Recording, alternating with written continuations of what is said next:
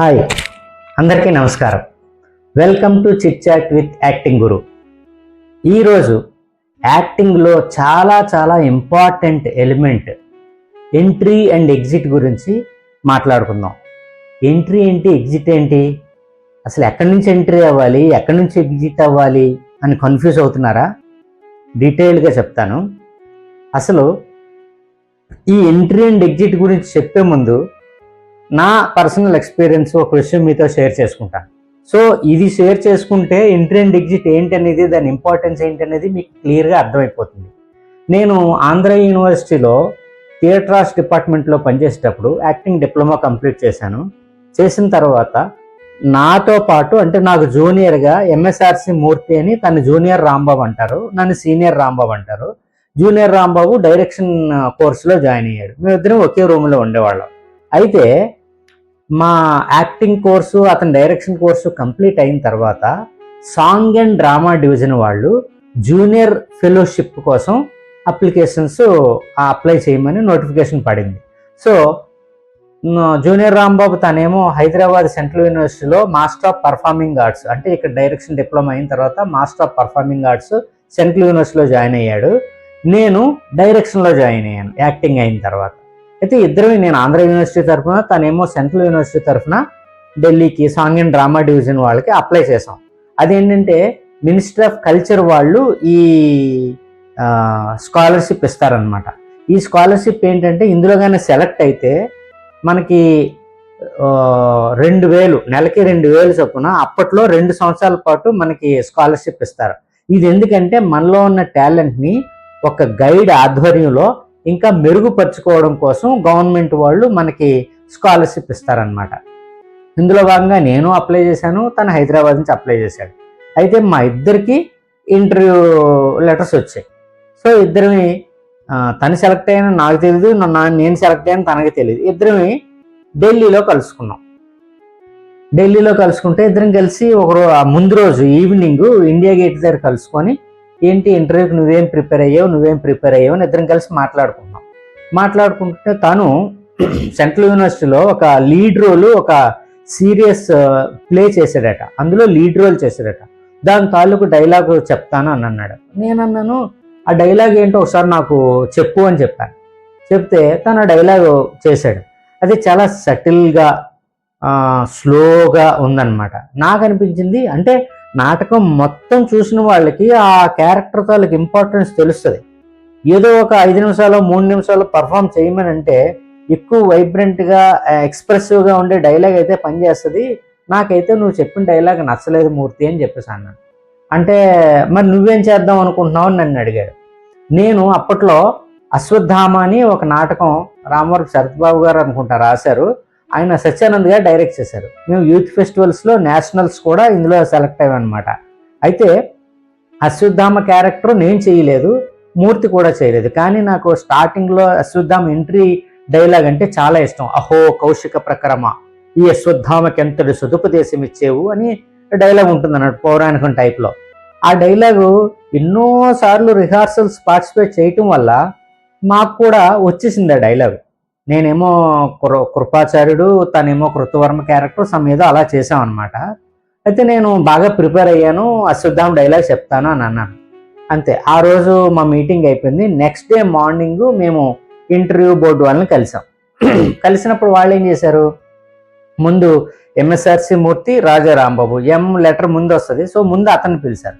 పిలిచిన తర్వాత ఏదో ఇంటర్వ్యూ చేశారు. చేసిన తర్వాత స్టేజ్ ఎక్కిన తర్వాత పర్ఫామ్ చేయమన్నారు. పర్ఫామ్ చేయమంటే తను అశ్వత్థామ డైలాగ్ చెప్పేశాడు.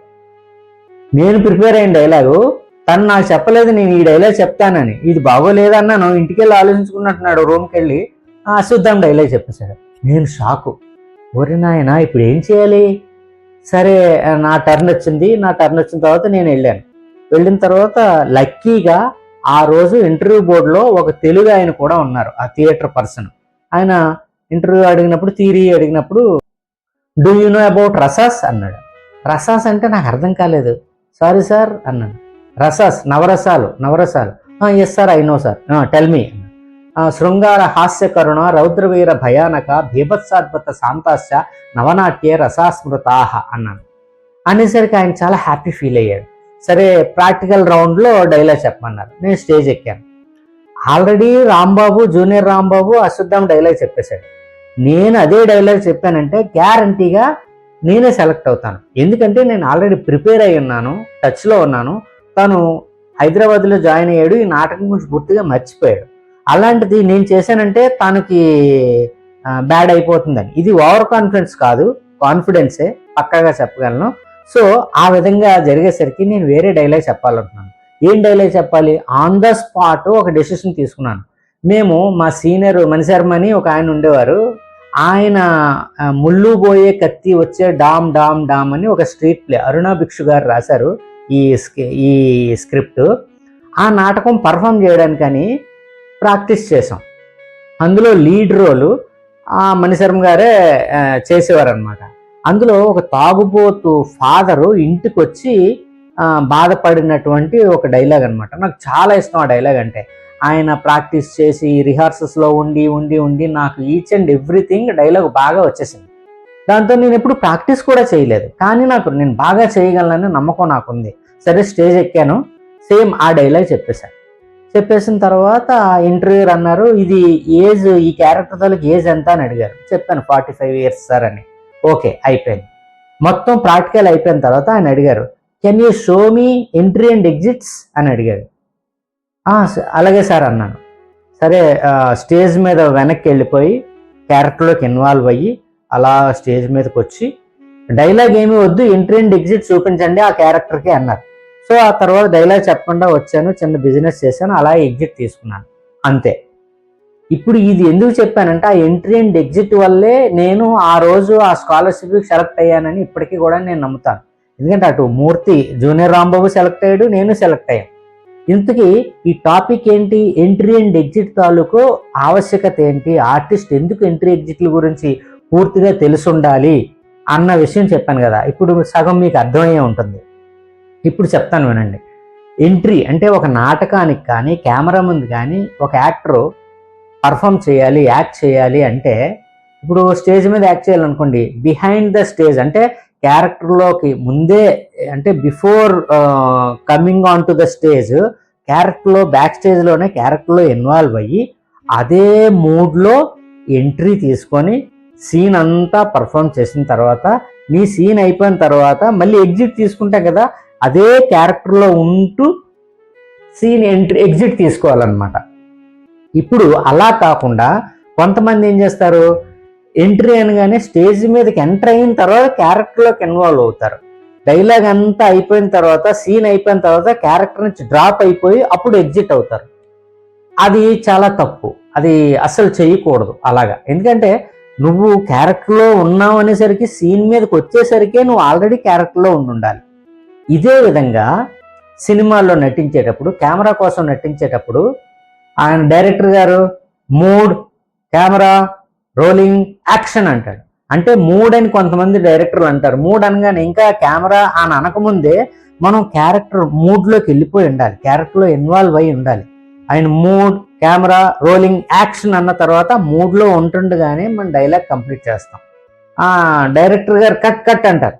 కట్ అన్న తర్వాత ఇంకో 2-3 సెకండ్లు అదే క్యారెక్టర్ని సస్టైన్ చెయ్యాలి, క్యారెక్టర్లోంచి డ్రాప్ అయిపోకూడదు. మీకు అర్థమవుతుందా?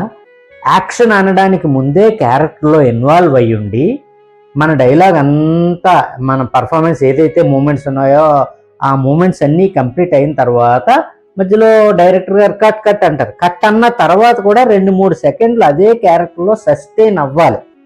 కొత్తగా కొంతమంది జాయిన్ అయిన, కొత్తగా యాక్టింగ్ అవకాశాలు వచ్చిన వాళ్ళు, ఈ థియరీ గురించి తెలియని వాళ్ళు ఏం చేస్తారంటే యాక్షన్ అనగానే అప్పుడు క్యారెక్టర్లోకి ఇన్వాల్వ్ అవుతారు, కట్ అనగానే ఇమీడియట్గా క్యారెక్టర్ నుంచి డ్రాప్ అయిపోతారు. అలా డ్రాప్ అయిపోవడం వల్ల ఎడిటింగ్ చేసేటప్పుడు ఎక్కడ కట్ చేయాలో ఎడిటర్కి ఇబ్బంది అవుతుంది. అలాంటప్పుడు మీ ఫేస్ తీసేయాల్సిన పరిస్థితి వస్తుంది, వేరే షాట్ ఏదో అక్కడ యాడ్ చేయాల్సిన పరిస్థితి వస్తుంది. సో ఎడిటర్ ఫ్రెండ్లీగా తర్వాత బాగా చెయ్యాలి అని అంటే యాక్షన్ అనడానికి ముందే కెమెరా కోసం క్యారెక్టర్లోకి ఇన్వాల్వ్ అవ్వాలి. కట్ అన్న తర్వాత 2-3 సెకండ్లు అదే క్యారెక్టర్లో అదే మూడ్లో సస్టైన్ అయిన తర్వాత అప్పుడు క్యారెక్టర్ డ్రాప్ అవ్వాలి. ఇది చాలా చాలా ఇంపార్టెంట్ అన్నమాట. పెద్ద పెద్ద ఆర్టిస్టులు అందరూ ఇలాగే చేస్తారు, వాళ్ళకి మంచి పేరు కూడా వస్తుంది. సో ఓవరాల్గా మీకు ఎంట్రీ అండ్ ఎగ్జిట్ తాలూకు ఇంపార్టెన్స్ ఏంటనేది అర్థమైంది అనుకుంటాను నా పర్సనల్ ఎక్స్పీరియన్స్ తోటి.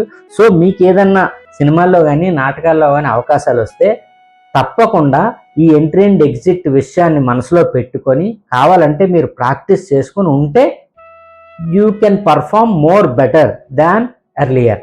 అర్థమవుతుంది అనుకుంటాను. Thank you very much for watching this video. నచ్చితే లైక్ చేయండి.